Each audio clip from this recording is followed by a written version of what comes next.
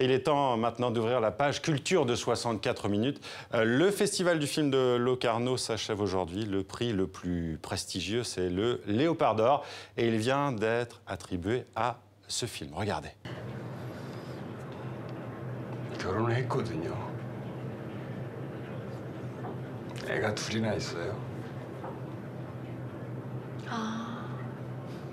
그래도 사랑합니다. 아까 커피집에서부터 내가 정말 사랑하고 있구나.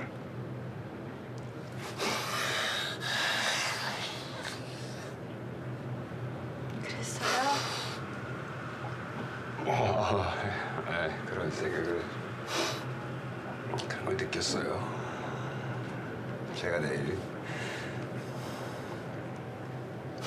다시 서울 가도 다시는 못 만나요.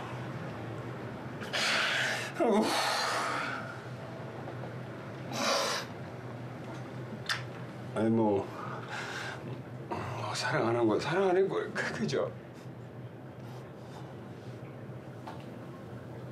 Bonjour Jean-Baptiste. Bonjour Marion. Alors, ce film qui vient de remporter le Léopard d'Or, eh bien, c'est le nouveau film du sud-coréen Hong Sang-soo. Oui, en anglais en tout cas, ça s'appelle Right Now, Wrong Then. On pourrait dire vrai maintenant, faux demain. Je m'abstiendrai de vous donner le titre en coréen. Hong Sang-soo, donc 19 000 était en compétition. C'est lui qui remporte le prix prestigieux. La cérémonie, ce sera ce soir. Moi, je vous avoue, lors de mon passage à Locarno, ce film, je ne l'ai pas vu. Mais je connais quelqu'un qui l'a vu, qui a même vu tous les films de Locarno. Elle nous attend à Locarno. Raphaël Boucher, journaliste radio à la RTS, journaliste cinéma. Bonjour Raphaël. Bonjour Jean-Baptiste. Alors d'abord, ce Léopard d'Or, est-ce qu'on peut dire qu'on s'y attendait? Est-ce que c'est une surprise? C'est pas vraiment une surprise parce que moi je trouve le film tout à fait excellent, mais ça l'est quand même un peu. Vu la très haute tenue qu'on a eue cette année à Locarno, je trouve que la compétition a commencé de manière un petit peu molle et puis au fil des jours, il y avait de plus en plus d'intensité dans les films. Beaucoup de films très très bons. Moi j'essayais hier de faire mon top 3, mais je suis arrivée péniblement à un top 8. Et je pense qu'il y avait au moins 7 ou 8 films qui auraient pu prétendre au Léopard d'Or. Alors, Hong Sang-soo, on le sait, c'est un cinéaste asiatique confirmé. Je crois qu'il a concouru 3 fois à Cannes pour la Palme d'Or. Il avait eu un prix en 2013 pour le meilleur réalisateur à Locarno. Qu'est-ce qui, cette fois encore, a finalement convaincu ce jury de Locarno? C'est un film absolument délicieux. Bon, il raconte toujours un petit peu la même chose. Hong Sang-soo, c'est toujours un cinéaste un peu alcoolique, le héros du film, un peu lâche, qui a des problèmes avec ses histoires d'amour. Et là, une fois de plus, c'est le début d'une histoire d'amour entre un cinéaste et une jeune artiste. Et le film est extraordinaire parce qu'en son milieu, il y a une sorte de grosse surprise, un twist.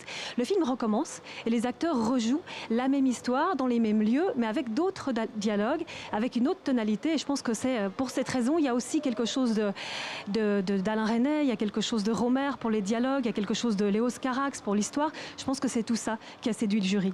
On passe au reste du palmarès. En quelques mots, ça donne quoi? Je trouve que c'est un beau palmarès assez équilibré entre des cinéastes confirmés comme Hong Sang-soo qu'on évoquait à l'instant et puis des cinéastes inconnus. Locarno est aussi là pour ça, pour faire découvrir de nouveaux cinéastes. Moi j'ai été assez éblouie par le film Tikkun, un film israélien qui se passe dans une communauté hassidique de Jérusalem. C'est un film qui est réalisé par Avishai Sivan, qui est extrêmement fort, extrêmement cruel et méchant pour la communauté assez sectaire qu'il décrit. Voilà, je pense que c'est un film en noir et blanc, très rigoureux formellement. Il méritait absolument un grand prix, un prix du jury, un prix spécial. Il méritait aussi une mention pour la meilleure photo. Et puis, il y a un autre film qui était vraiment une expérience de spectateur assez forte, puisque c'est un film qui faisait 5h20. Et on n'est peut-être pas très nombreux à l'avoir... avoir pu le voir dans son entier. Mais voilà, c'est Happy Hour d'un japonais qui s'appelle Ryusuke Hamaguchi. Et c'est l'histoire de 4 copines qui ont été d'ailleurs, ces 4 actrices non professionnelles, récompensées ici d'un prix d'interprétation collectif. Et c'est l'histoire de ces 4 amies qui vont s'aimer, se haïr, se trahir, se rabibocher. Et c'est vraiment un film assez magistral et je suis très heureuse qu'il soit au palmarès, donc à la fois pour ce prix d'interprétation et puis aussi pour son scénario qui est extrêmement bien ficelé. Raphaël Boucher, il y a aussi le prix de la meilleure réalisation pour Żuławski, un revenant, le Polonais avec Kosovo. Je voudrais juste, pour finir, très rapidement, qu'on parle du prix que vous, à la critique internationale, vous avez remis à un film francophone, à un film français qui s'appelle, je crois, Suite armoricaine. Oui, de Pascal Breton. Je suis extrêmement heureuse d'avoir pu la primer, parce que ce film a été totalement ignoré du jury officiel. C'est un film magnifique, qui est extrêmement ample, extrêmement bien écrit, extrêmement tenu et en même temps extrêmement libre, avec 2 personnages centraux bouleversants. Et en même temps, c'est un film qui, voilà, on l'a primé à l'unanimité. Et pour notre jury, c'était vraiment le film qui nous a le plus bouleversés. Il y a quelque chose de très fort, parce qu'il raconte aussi, au-delà des personnages, quelque chose sur l'humanité, sur le fait que nous autres petits êtres humains cherchons depuis la nuit des temps une place dans ce monde. Voilà. Merci Raphaël Boucher, journaliste cinéma de la RTS en direct de Locarno en Suisse. Merci beaucoup. Merci à vous. Et Jean-Baptiste, on reste en Suisse avec un autre festival de cinéma d'un tout autre genre, hein, le Festival international du film des Diablerets. Ça se passe dans les montagnes. Parce que c'est un film de montagne. Les films de montagne, c'est un genre qui s'est développé petit à petit. Je vous propose le reportage de notre camarade Michel Cerotti. C'est en Suisse, dans le village vaudois des Diablerets, que se déroule depuis 1969 le Festival international du film alpin.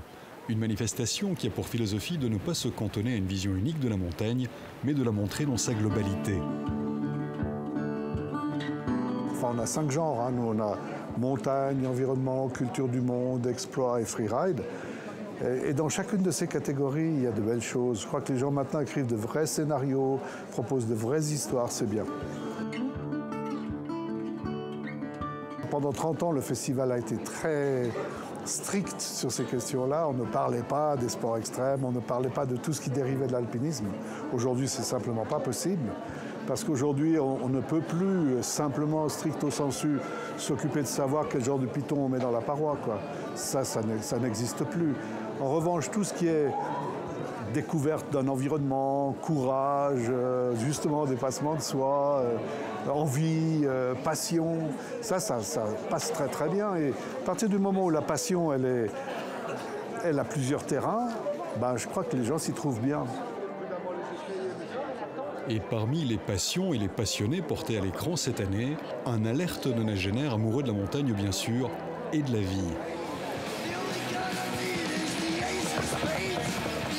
Un jour, il me dit, mais monsieur, il faut essayer.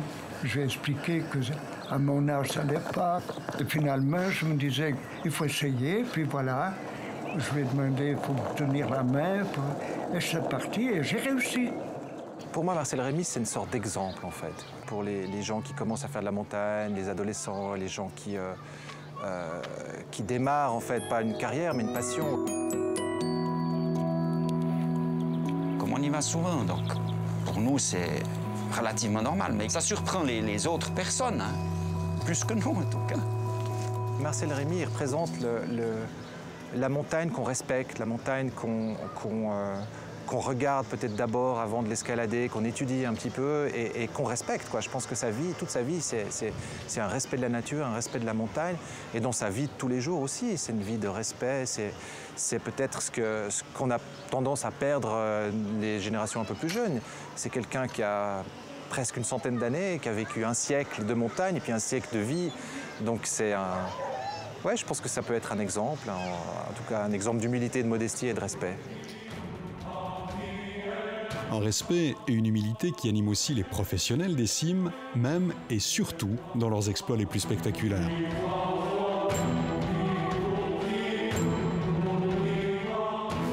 C'est vraiment l'osmose entre le grimpeur et le rocher, quoi. C'est vraiment une araignée, quoi. Tous les gestes sont extrêmement précis, c'est gracieux, c'est des gestes vraiment, tout est en harmonie, quoi. Le grimpeur et le rocher, quoi.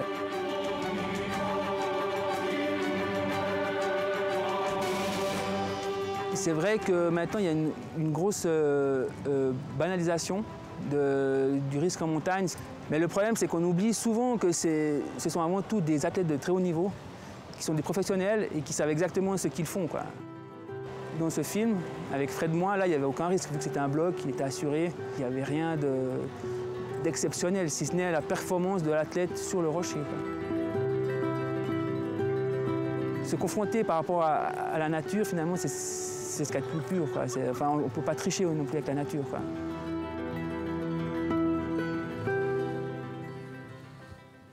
Voilà Marion, je ne vous rendrai pas l'antenne sans vous donner le nom du Grand Prix qui vient de tomber. Il est donné à, je mets mes lunettes, James Aikman pour Jeff Lowe's Metanoia. Il retrace le destin de l'alpiniste Jeff Lowe, ou plutôt Love, puisque la montagne est une affaire d'amour. Évidemment.